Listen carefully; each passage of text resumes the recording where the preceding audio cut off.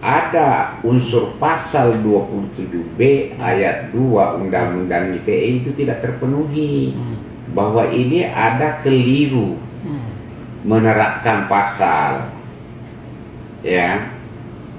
Keliruannya di mana? Karena perbuatannya Niki ini sesuai juga fakta persidangan dan juga pengakuan daripada korban mengatakan tidak ada bermasalah dengan skincare saya, tapi saya keberatan karena saya dibilangi penipu, saya dibilangi muka abu-abu, saya dibilangi begeng.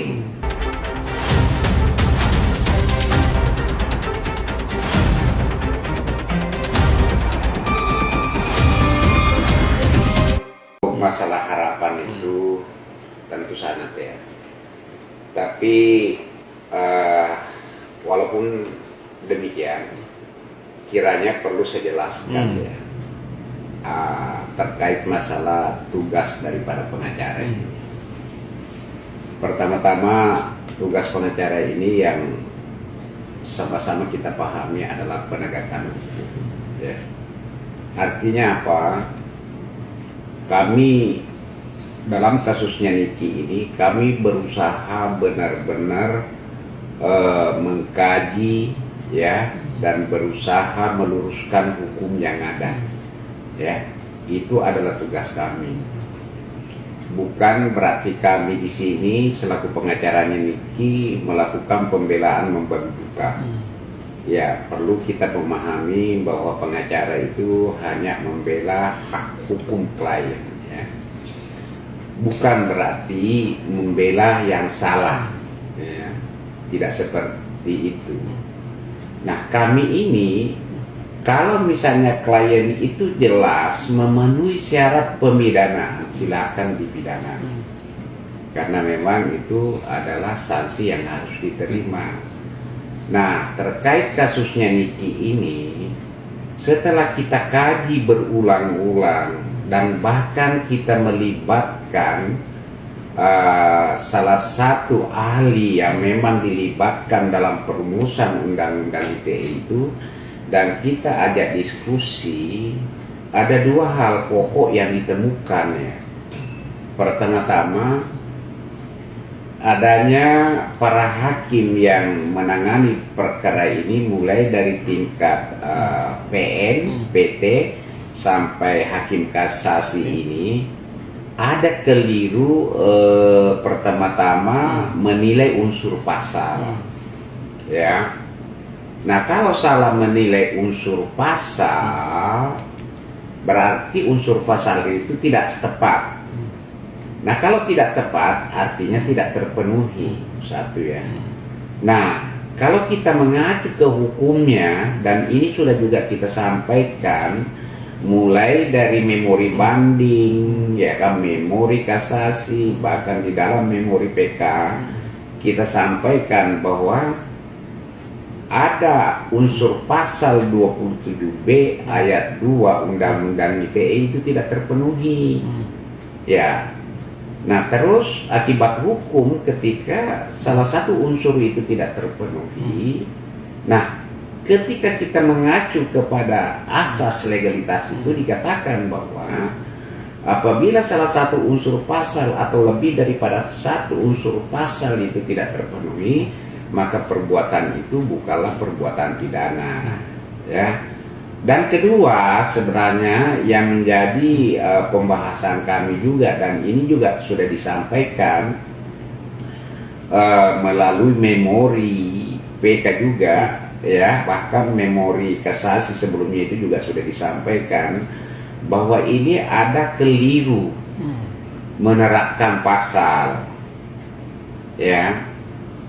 Keliruannya di mana? Karena perbuatannya Niki ini sesuai juga fakta persidangan dan juga pengakuan daripada korban mengatakan tidak ada bermasalah dengan skincare saya, tapi saya keberatan karena saya dibilangi penipu, saya dibilangi muka abu-abu, saya dibilangi begeng. Nah, dengan narasi Niki ini memang iya diakui Niki seperti itu dan tidak dapat dipungkiri, ya. Tapi itu adalah pasalnya penghinaan, bukan pasalnya 27B ayat 2 Undang-Undang ITE, di mana di sana ada unsur pokok, ya. Unsur pokoknya itu di sana ada kata ancaman, mengancam akan mencemarkan atau membuka rahasia. Nah, di dalam peristiwa ini tidak ada rahasia yang menjadi alat sebagai ancaman dengan maksud untuk menyerahkan uang atau suatu barang, ya, yang biasa dikenal dengan pemerasan. Tidak ada seperti itu. Nah, inilah yang kita coba-coba luruskan, ya. Kami ini hanya sebatas itu, meluruskan masalahnya, ya kan, meluruskan supaya benar-benar hukum ini bisa ditegakkan dengan baik. Sekali lagi bahwa kami tidak pernah membela namanya kesalahan. Jelas di dalam peristiwa ini kesalahannya Niki itu adalah dia melakukan penyerangan fisik yang biasa disebut penghinaan. Nah, tapi pasal penghinaan ini tidak didakwahkan. Nah, terus bagaimana mau diputus orang bersalah ketika itu secara formilnya tidak didakwahkan itu pasal? Justru pasal yang tidak ada kaitannya dengan perbuatannya didakwahkan. Nah, inilah yang coba-coba kami luruskan, ya. Nah, kembali kali ke pertanyaan saudara bahwa adakah harapan? Ya, tentu dengan sangat. Ya, semoga hakim yang ada di Mahkamah Agung yang sedang memeriksa perkara ini benar-benar bisa melakukan analisis dengan baik, ya, sependapat dengan kami dan juga para ahli hukum lainnya, dan tentu juga banyak rekan-rekan rekan sejawat di luar juga mungkin berpendapat dengan kami.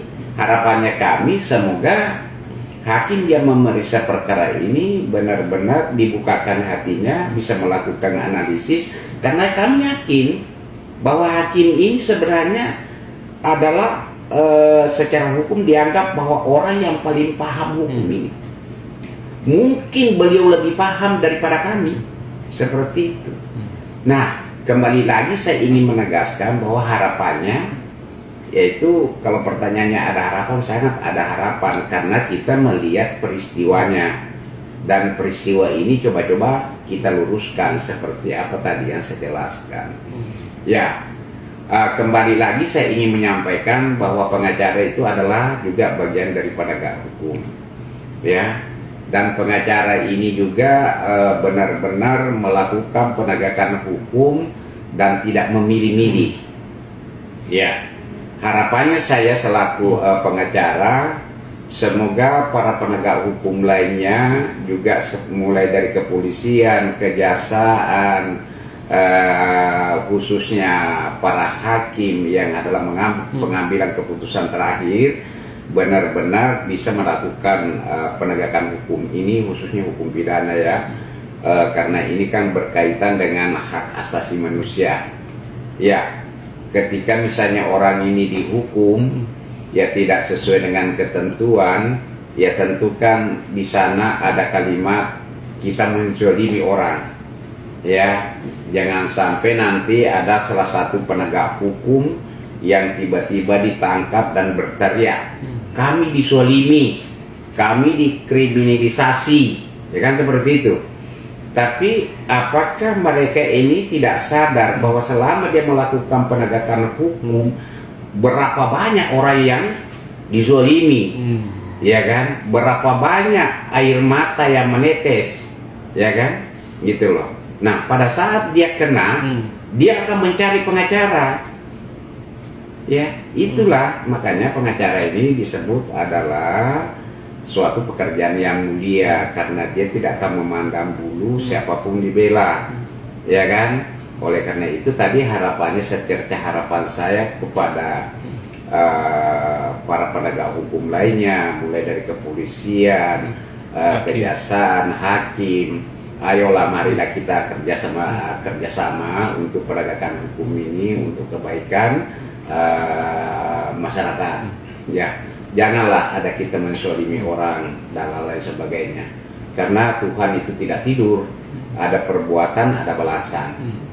Ya, dan karena itu adalah nyata. Itu pesan saya, Bang.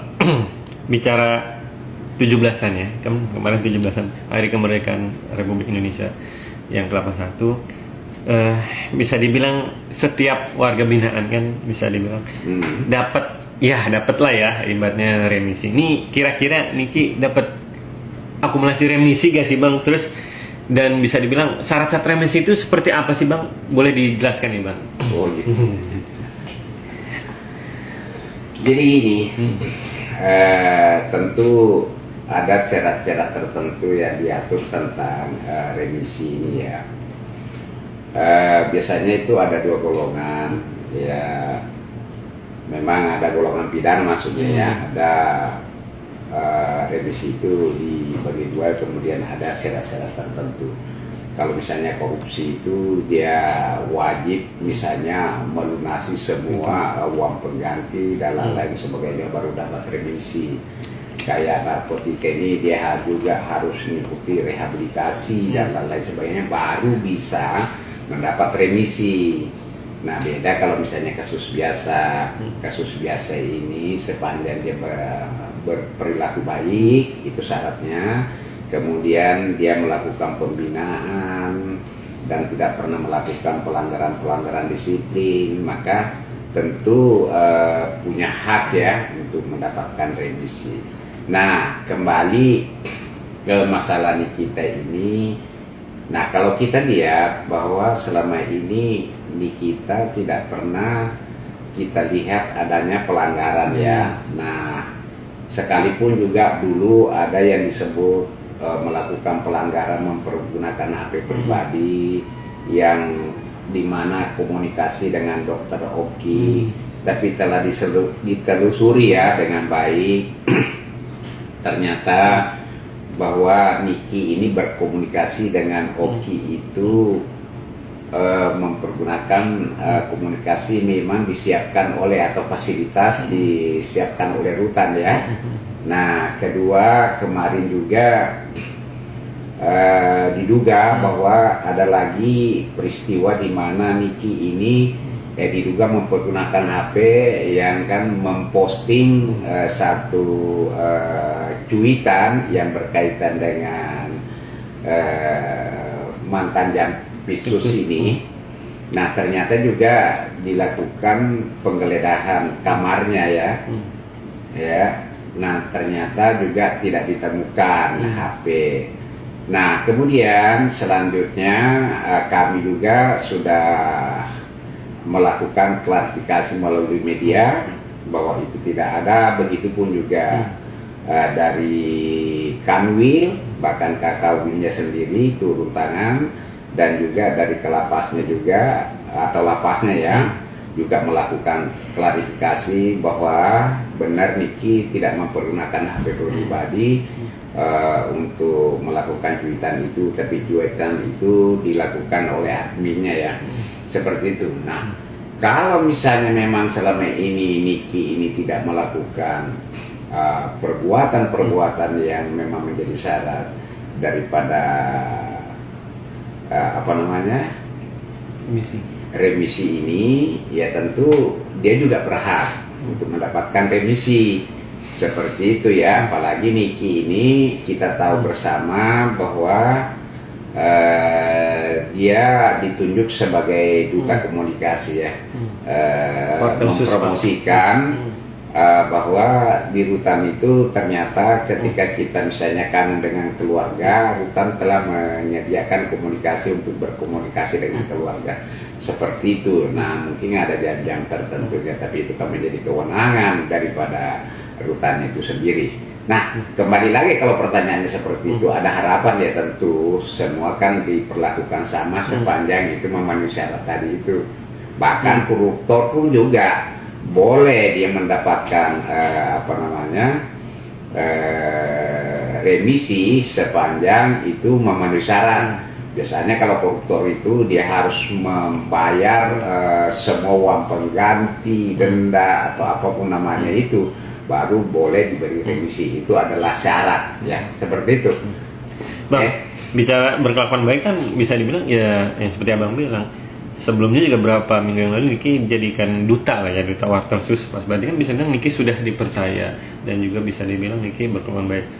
Berarti bisa dapet lah ya ibaratnya remisi 17-an kemarin gitu kan. Ya, seperti tadi saya sampaikan bahwa syaratnya untuk mendapatkan remisi itu ya satu syaratnya berkelakuan baik, ya tidak pernah melanggar atau diberi sanksi terkait adanya pelanggaran disiplin. Ya selama ini kita dengar bahwa Niki ini baik-baik saja, tidak pernah melakukan pelanggaran seperti tadi sampaikan. Memang ada rumor yang berkembang seakan-akan dia mempergunakan HP pribadi, tapi telah dilakukan penyelidikan juga tidak ditemukan. Artinya bahkan setelah peristiwa itu ya Niki lagi kembali mempromosikan ya komunikasi yang ada di dalam hutan itu.